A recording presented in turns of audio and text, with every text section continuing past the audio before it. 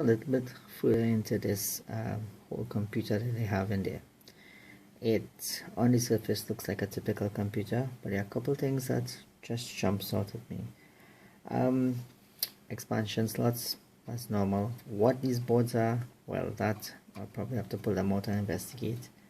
Memory, at least that's what it normally is, but if you look on the side, it doesn't quite seem to be fully populated, so that's a bit new for me. Haven't seen something like that. Places for other connectors, but they have not been put in. Well, those looks like an ID, not sure. ID pre-SATA days at least, so we're not seeing SATA. We're seeing a battery, as is normal. I'm seeing some jumpers and some headers, normal again. A little buzzer to make some noise in case you do anything wrong or to give us some feedback, that's normal. One of those chips, I'm not sure, salt bridge, not bridge, whatever it may be. Typical that you get some inductors and a set of capacitors near the microchip. We'll pull this out and see what socket it is. I really can't remember, it has been some years. If you look on the back side of this, we are seeing ports, USB ports, interesting, and Ethernet connection, again all on board, so not too bad. This back port, let me pull this back up, has a connector I can't recall seeing before. I cannot recall if this is how the smaller power supplies on board normally come. And a normal motherboard, you tend to have a second connector here close to this processor with 4 pins. Again, I can't remember back in those days if it was a little different. The headers were smaller and there's expanded headers these days. Typical hard drive, typical connector with at that time red, black, yellow. It's typical. ID, typical again. Seems to have some screws here or some method of holding this down. I don't know. We'll have to investigate that. Not really sure. I can't recall seeing that before, unless this is just a keep the hard drive out if you have to put on the next one, or I'm not sure how they connected it. We'll take that out. Seagate model ST320014A power supply. Not a standard power supply, definitely not your normal thing. So I'm going to strip all these little pieces, see if they look standard, see what we could learn from them, and yeah, just really investigate what they've really done. And I doubt I'll figure out why, but in case I do, I'll see why they have done it. This is to come off, so let's have a look at that first. This first set of memory, it's 4 ICs on it with space for a fifth one, not populated. This is Samsung memory PC133. Back of it has nothing but traces and some vias to get across.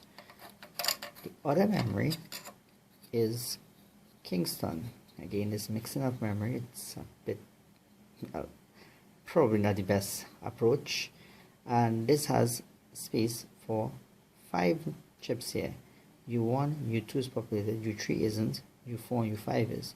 But there are 2 capacitors where U3 should have gone, so I'm not sure how U3 could have been populated if you keep the capacitors.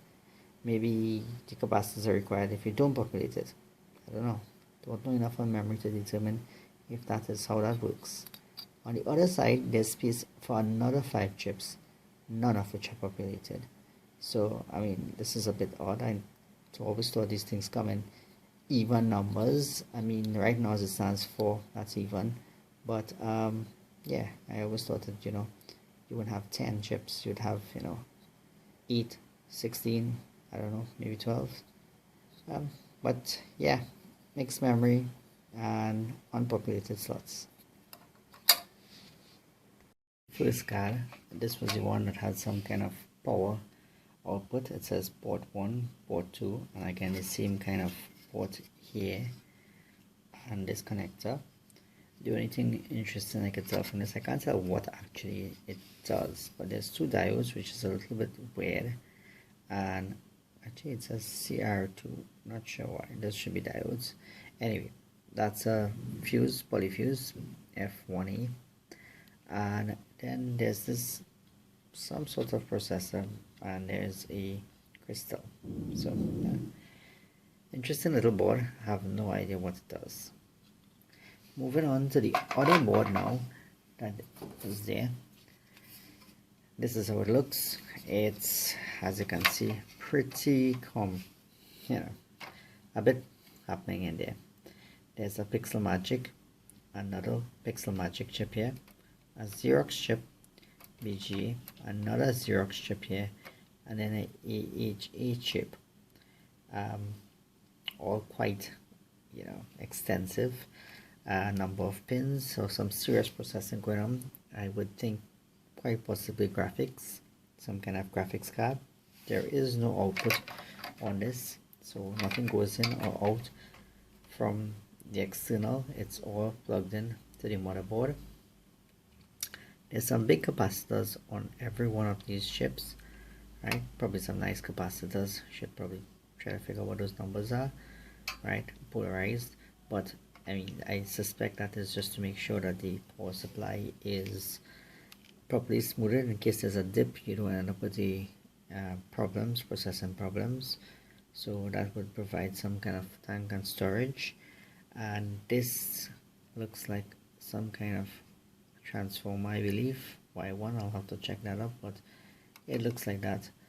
The other side of the board doesn't really have too much. Some big capacitors again, and you don't normally get capacitors this size on most things, so some nice capacitors and maybe worth maintaining for some future project. And then there's some unpopulated areas, don't really know what those are. So the next step would be taking off the fan and having a look at what chip they used. So I've taken out the chip, and you can see it says PGE 370. I can't say I could recall that particular what you call that socket. And this is chip, and I'll put a picture in quickly now so that you could probably, whoever wants to go and research what it is. Interestingly, it's a Celeron. You would have thought that this day would have gone with Pentium, but I guess it isn't very necessary. So interesting. So this is a very old school power supply. I haven't seen one of these. Some filters here, a fuse there. Not sure what these transformers do. Some big rectifier, most likely. Big caps. Again, quite a bit of, I don't know what this board is. Maybe it's an oscillator. I've seen two independent transformers, which means basically they've done the voltages based upon that. And it has watt 240, and this one watt 0242, I don't know. Anyway, so these are the two. There's some signs there, a Xerox pin number, another Xerox number there, burn, okay, HI pot, okay, AT, okay. So some sort of test and certification to make sure the board is working, it's burning, everything is good.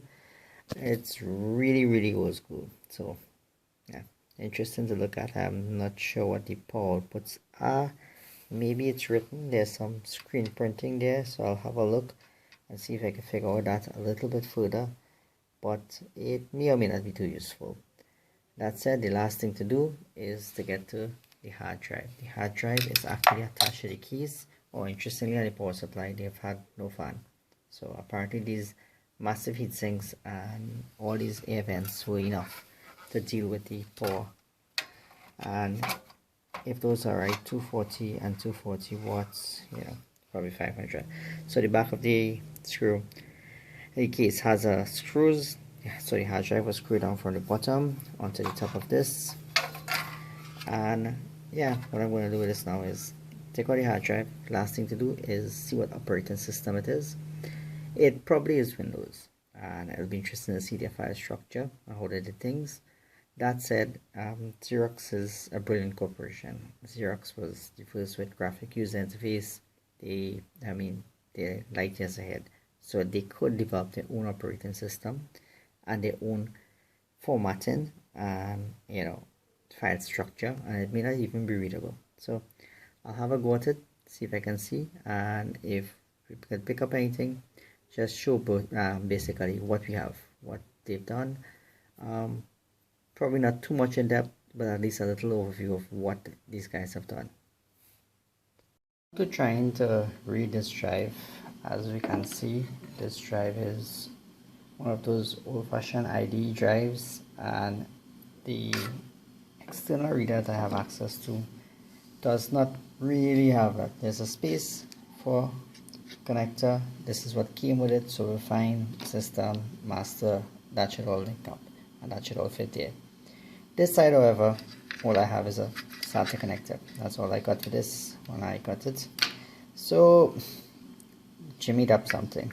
Had to trim this out and make it all fit. It still doesn't fit in very firmly in there. Probably gonna tape it down and then cut a old Dell power supply, yellow to white. Obviously it's Dell, so they have to do something stupid like this when we have standard colors in the world, but that's just Dell. So yellow, black, red. Let's hope this thing works. Let's hope it does not blow up this. That would be most unfortunate. Despite my best efforts, I could not get the hard drive to actually show up under the file manager, so I was unable to see any files that was on the system. Now the hard drive itself showed up on the system, as you could see, this one basic status online, and from the combination of that you could see the 3200 meant 32 gigs, but that was the extent of how far I reached. Looking into the file, the manager a little bit more detail there, it's interesting how many partitions they have, unallocated space, free space. It's a strange combination.